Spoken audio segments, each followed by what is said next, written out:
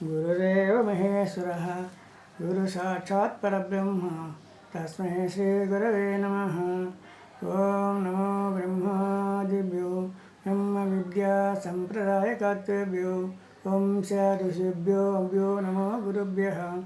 ఓం కైవల్యామృతపాన శిశివం స్వరాజ్యపీఠస్థితం శ్రీయాదాటి నరహరి శిష్య తిలకం వేదాంత విజ్ఞానదం ఆత్మానాత్మవికదత్సవచం శ్రీలక్ష్మణార్యోత్తమం ఉత్తిస్థానతురీయమార్గగమనం చైతన్యమూర్తిం భజే.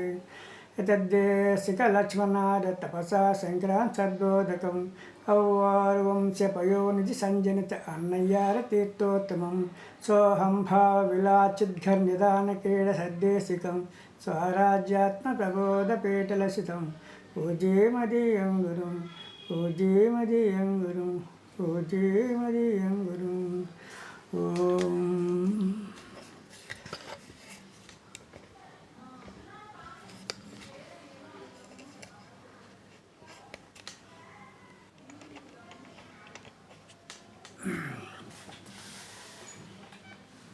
స్థావరో వింశలక్షాని జలజో నవలక్షః క్రిమీణాం రుద్రసంఖ్యా చ చతుర్లక్షం చ మానుషః త్రింశల్లక్షం గవానాం చ పక్షీనాం దశలక్షకః. అంటే పృథ్వీభూతము ప్రధానంగాను మిగిలిన భూతములు అప్రధానంగాను. మిగిలిన భూతం అనగా జలము, అగ్ని, వాయువు, ఆకాశము. ఈ భూతములు అప్రధానంగాను పృథ్వీభూత ప్రధానముగాను 20 లక్షల రకములైన స్థావరములు, కొండలు, గుట్టలు, వృక్షములు మొదలగునవి. ఇవి 24 రకాలు అన్నమాట. ఒక్కో రకానికి ఎన్ని ఉంటాయో తెలియదు. ఇవి 24 లక్షల రకాలు. ఇది జలభూతము ప్రధానంగాను మిగిలిన 4 భూత అప్రధానంగాను అనగా పృథివీ, అగ్ని, వాయువు, ఆకాశం. ఇవి 9 లక్షల రకమైన జలచరములు. ఇవి 9 లక్షల రకమైన జలచరములు. జలచరం అంటే జలమనందు సంచరించేటివి. ఇంకొక రకాన్ని కోట్లు ఉంటాయన్నమాట. అగ్నిభూతం ప్రధానంగాను మిగిలిన 4 భూతములు అప్రధానము అనగా పృథివీ, జలము, వాయువు, ఆకాశం. ఇవి అప్రధానం అన్నమాట. 30 లక్షల రకములైన గోవులు అనగా పశువులు, ఏనుగులు, పులులు, సింహాలు, జింకలు, కడుతులు మొదలైనవి అన్నమాట. వీటిని తిర్రెక్ జంతువులు అంటారు. తిర్రెక్ జంతువులు అనగా వెన్నెముక అడ్డముగా గలివి, చూపే ప్రధానంగా గలివి. ఇవి ఎన్ని రకాలు? 30 లక్షల రకాలు. ఇవి ఎన్ని రకాలు? 30 లక్షల రకాలు. ఇంక రకానికి ఎన్ని కోట్లు ఉంటాయో తెలియదు. ఇక వాయుభూతం ప్రధానంగాను మిగిలిన 4 భూతం అప్రధానంగాను అనగా భూమి, జలము, అగ్ని, ఆకాశం. ఇవి అప్రధానం అన్నమాట. వాయుభూతమే ప్రధానం. ఇవి వచ్చి 11 లక్షల రకమైన క్రిమికీటకాదులు. వీటికి వాయువే జీవన ప్రధానము. ఇవి వచ్చి వాయుభక్షణ ప్రాణులు. ఇవి 11 లక్షల రకాలు. మళ్ళా ఆకాశభూతం ప్రధానంగాను మిగిలిన 4 భూతములు అప్రధానంగాను. మిగిలిన 4 భూతాలనగా పృథివీ, జలము, అగ్ని, వాయువు. ఇవి అప్రధానం అన్నమాట. వాయువే ఆకాశమే ప్రధానము. ఇవి 10 లక్షల రకములైన విహంగములు అంటే పక్షులు. 10 లక్షల రకములైన పక్షులు ఆకాశమున విహరించినవి. ఇవి ఆకాశంలో విహరిస్తాయి. పంచభూతములు కూడా ప్రధానంగా సృజింపబడిన మానవులు 4 లక్షల రకములు. పంచభూతములు కూడా ప్రధానంగానే సృజింపబడిన మానవులు 4 లక్షల రకములు. మొత్తము 84 లక్షల రకాలు. ఇవి 84 లక్షల రకములు. జీవులను 4 లక్షలు చావు పుట్టులిచ్చట, ఎవరు చేసిన పాప పుణ్యములను వించేదచ్చట. అంటే అని తత్వం ఎక్కడ పుట్టుచున్నారో అచ్చటనే పాపుణ్యాలు అనుభవించాలని ఎక్కడో అనుభవిస్తారని తప్పు. ఎడైతే పుడతారో, ఎడైతే పాపకర్మాలు చేస్తారో అక్కడనే పాపుణ్యాలు అనుభవించాలా అని ఈ తత్వం యొక్క అర్థము. ఇందులో మానవ జన్మ శ్రేష్టమైనది, దొరుకుట కూడా దుర్లభమైనది అని ఆరువక్తి. దుర్లభం తైమేవ తత్ దైవానుగ్రహేతుకం మనుషత్వం ముముక్షత్వం మహాపురుష సంశయ. అంటే మానవత్వము, మూర్ఛత్వము, మహాపురుష సాన్నిధ్యము లభించట దుర్లభము అనగా ఎన్నో జన్మల యొక్క పుణ్యఫలమే మానవ జన్మము. పుణ్యఫలమే మానవ జన్మము. మానవ జన్మ వచ్చినప్పటికి కానీ ముముక్షత్వం అనగా మోక్షాపేక్ష కలుగుట దుర్లభము. అంటే సజ్జన సహవాసము దొరుకుట దుర్లభము. తర్వాత మోక్షాపేక్ష కలుగుట దుర్లభము. అంటే మానవ జన్మ వచ్చిందనుకో మనకు సజ్జన సహవాసం చేయాలి. సజ్జన సహవాసం అంటే సద్గురుల సేవ, భక్తుల సేవ,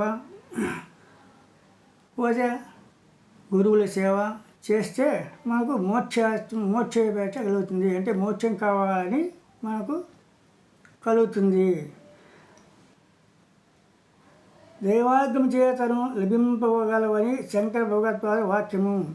మానవత్వము, మూర్ఛత్వము, మహాపురుష సాన్నిధ్యము లభించడం దుర్లభమనియు అవి ఎన్నో జన్మల పుణ్య ఫలమే విశేషము చేతను దైవాగ్యం చేతను లభించగలని శంకర భగవత్పాదుల వాక్యము. పరమేశ్వరు సృష్టిలో పశుపక్షా జంతువుల కన్నా మానవ జన్మ మహాశ్రేష్టము. పరమేశ్వరుని సృష్టిలో పశుపక్షా జంతువుల కన్నా మానవ జన్మ శ్రేష్టమైనది. జనన మరణ సంసార చక్రం నుండి మోక్షం పొందేందుకు దేవతలు కూడా అసాధ్యము. జనన మరణ సంసార చక్రం నుండి మోక్షం పొందేందుకు దేవతలు కూడా అసాధ్యము. వారి పుణ్యం క్షీణించగానే తిరిగి జన్మ మెత్తవలసింది. చీనే పుణ్యే మత్స్యలోకం విశంతి. అనగా పుణ్యం అయిపోతానే, దేవతలకు పుణ్యం అయిపోతానే తిరిగే మళ్ళా భూలోకంలో మానవుడిగా పుట్టవలసింది. ఈ జన్మమందు కానీ ముక్తి మరి ఏ జన్మమందు లేదు. చేతను తెలియక మానవుడు చెడిపోవు నారాయణ అని తన్నెరుగుడు కర్మతంతుడి కడపట ముట్టడు భవశతముల కనైన అని భాగవతం ప్రహ్లాద వాక్యము. అంటే ఈ జన్మందే ముక్తి కానీ మరి ఏ జన్మము లేదు. మా జన్మ వచ్చింది, సార్థకం చేసుకుంటున్నామా? లే. మా జన్మ వచ్చినప్పటికి కానీ దాన్ని మనము సార్థకం చేసుకోవడం లేదు. దాన్ని అనేక విధములుగా నానా విధములుగా బెస్ట్ పట్టించుకుంటున్నాం. ఇవి దానేసిన పుత్రేసిన, భూములు కావాలి, భూములు కావాలి, సైట్లు కావాలి, ధనం కావాలి అని ఇట్లా ఆశలకు పోయి మన బాల జన్మ ఏమిటి, మన జన్మ ఏమి, మనం ఎందుకు వచ్చాము, భగవంతుని దర్శించుకు వచ్చినాము అని మనం తలుచుకోలేదు. లౌకిక భోగం కొరకే ఆశపడి వాటి ఎందే పరిగెత్తుతున్నాము.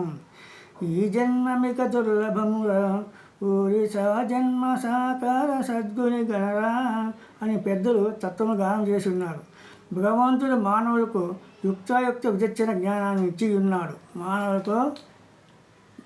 భగవంతుడు యుక్తాయుక్త విచక్షణ జ్ఞానాన్ని ఇచ్చినాడు. ఇది పశువులకు కానీ లేదు. వారి జీవనము, ఆహారము, నిద్ర, భయము, భయములే. మానవుడు కూడా వాటి కొరకే జీవించిన వారికంటే శ్రేష్ఠుగాడు.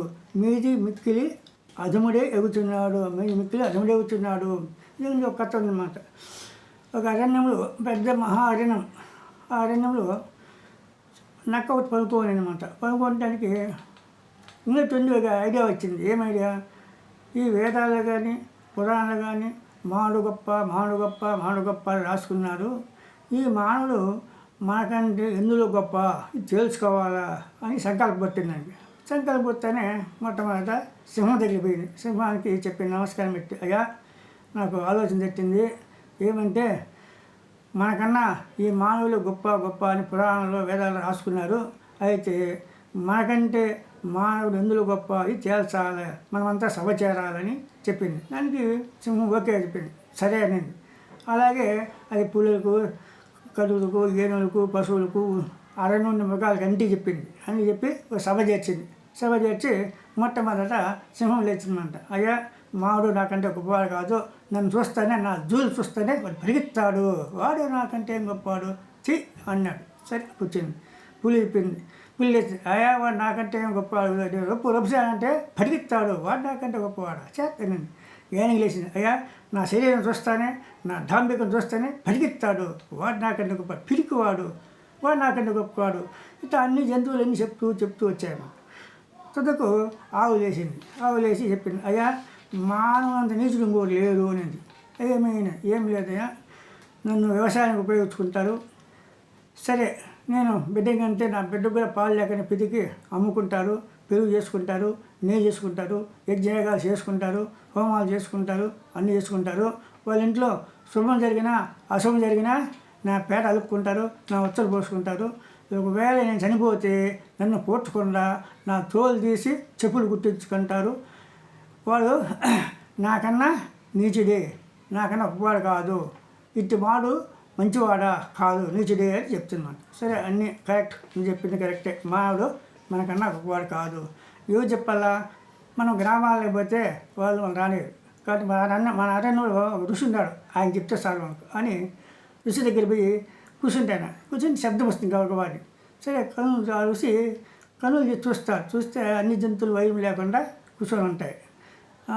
ఏం విశేషము లెక్కలేసి చెప్తుంది. ఏం లేస్తా విశేషము, మేము తెలిసినాం, ఏమి మాకన్నా మావాడు గొప్పవాడు కాదు మేము తీర్మానం చేసినాం. మీరు చెప్తే మాకు చాలు, మాకేమో వేదాలతో పురాణాలతో పనిలే, మీరు చెప్తే అదే శాసనం అని చెప్తున్నమాట. మీరు చెప్పేదేమో లెక్క అయితే నువ్వేం తింటావు నక్క, నేను మాంసం గిడి తింటావా? నేను గిడి తిన్నాను, నేను మాంసం తింటాను. మరి సింహం ఏమి తింటుంది? మాంసం గిడి తింటుందా? చిన్నది. కొన్ని పులి ఏమి తింటుంది? మాంసం తింటుంది, గిడి తింటుందా? చిన్నది. సరే, ఏనుగేం తింటుంది? గడ్డే తింటుంది, ఆకులే తింటుంది, అది మాంసం తింటుందా? చిన్నది. జింక ఏం తింటుంది? మాంసం తింటుందా? చిన్నది, గడ్డే తింటుంది. కాబట్టి మీరు మధ్యలో మారే అవకాశం లేదు. మానవుడు మధ్యలో మారే అవకాశం ఉంది. వాడు మాంసం తింటా ఉన్నప్పుడు కానీ మధ్యలో మారి భగవంతుని తలుచుకుని భగవంతుని గురించి జపము చేయగలుగుతాడు, ధ్యానం చేయగలుగుతాడు, తపస్సు చేయగలుగుతాడు. కాబట్టి మానవుడు మధ్యలో అవకాశం ఉంది కానీ మీరు మారే అవకాశం లేదు. కాబట్టి మీకన్నా మానవుడు గొప్పవాడు అని చెప్తాడు. సరే స్వామి, ఒకవేళ మారకంటే ఎట్లా అంటుంది. ఇది లెక్క. అట్లా మారకంటే నీకన్నా నీచుడే, మారితే మారితే మీకన్నా మహనీయుడే, అట్లా మారరా మీకన్నా నీచుడే పోవడం. సరే, లేచిపోతాడనమాట. కాబట్టి మానజన్మ మహా శ్రేష్టమైనది. వచ్చిన జన్మను సార్థకము చేసుకోవాలి, కానీ మనము సార్థకం లేకుండా చేసుకోకూడదు.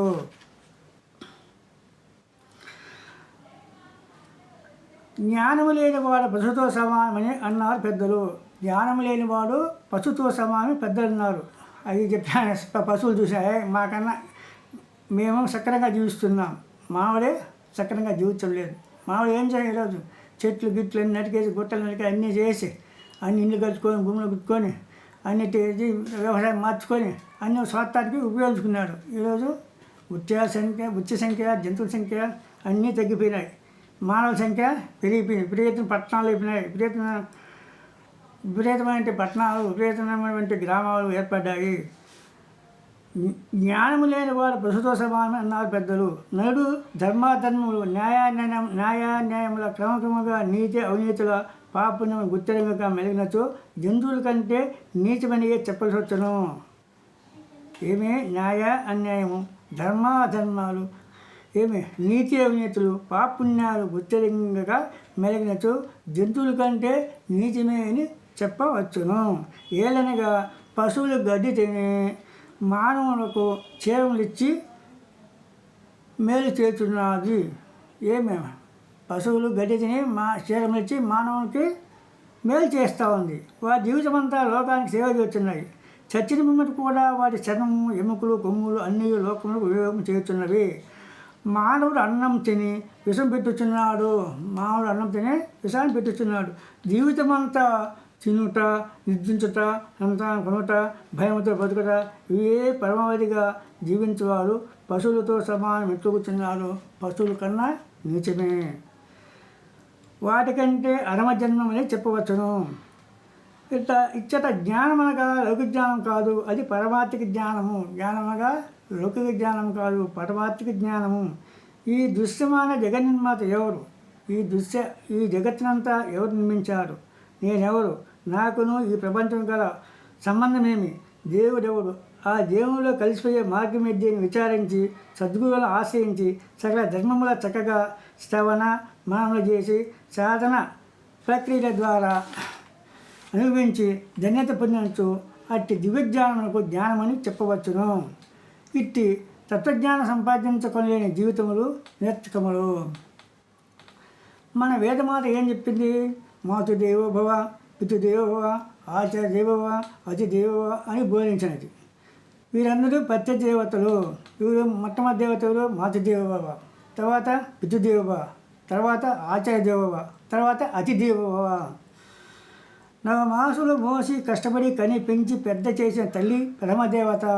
తండ్రి పోషించి విద్యాబుద్ధులు గడిపి వంశకర్తని వంశోద్ధారకులని ఎన్నో ఆశలు పెట్టుకొని వివాహం చేసి ఆనందించు తండ్రి రెండవవాడు. ఇంకా మూడవవాడు ఆచార్య గురువు. వ్యవహారిక ప్రపంచ విద్యను పరమాత్మ బ్రహ్మ విద్యను బోధించి ఏ పరమల సాధించి మోక్షమును పొందు విద్యను బోధించిన వాడు గురుదేవుడు. అతిథి అనగా మనము పిలువకనే మనం ఆహ్వానించగానే ఆగలికొని విచ్చాందేహి మాతాన్ని సంబోధించు అభ్యాగతి కూడా ప్రత్యక్ష దైవము. తదుపరి పరమదైవమును పూజించవలను. ఇది ప్రత్యక్ష దైవముల ఆరాధించే క్రమం. ఆ తర్వాత భగవంతుని ఆరాధించవలను. వేదమాత ఈ క్రమం బోధించినది. నరుడు ప్రకృతి సంభవమైన త్రిగుణములచే అవిద్యావసుడై కామ, క్రోధ, లోభ, మోహ, మద మాత్సరములనే అసద్వర్గములకు చిక్కి ఇంద్రియ మనములకు బానిసై సంకుచిత క్షుద్ర భావములతో స్వాత్పరై వేదమాత ప్రథమ వాక్యముల పెడచును పెట్టి అమాంతముగా ఒక్కసారి భగవత్తులకు పాత్రుడై స్వరాభిష్టం సిద్ధింపు చేసుకుని ఆనందానుభూతిని పొందుతున్నాడు. ఈ విధమున తాను ధన్యుడు కాజాలడు. తల్లిదండ్రుల పూజించి వారిని సంతృప్తిపరచి వారి ఆశీర్వాదములే పొందజాలని వారు భగవద్ అనుగ్రహముకు పాత్రులవుదురా. అట్లే స్త్రీలు కూడా బాల్యమున మాతాపితుల సేవ, వివాహానంతరము ప్రతిరూపమునందే పరమాత్మ దర్శించు ప్రతిపదా ధర్మములు చక్కగా నిర్వర్తించి గృహస్థ ధర్మములు శ్రద్ధాభక్తుతో నిర్వర్తించు పుణ్య సతీమతలు మహత్యములు వారు సాధించిన అపూర్వ మహిమోపేత గాథలు మన భారత నారీముల చరిత్రములు అనేకములు కలవు. మహిమోపేత గాథలు మన భారత నారీముల చరిత్రములు అనేకములు కలవు. మానవుల ఆధ్యాత్మిక జీవన భవ నిర్మాణకు వేదమాత తొలి వాక్యములకు మాతృదేవోభవ, తర్వాత పితృదేవోభవ, తర్వాత ఆచార్యదేవోభవ, తర్వాత దేవోభవ అన్న వాక్యములు నిత్య జీవన నదుకుంట పునాది.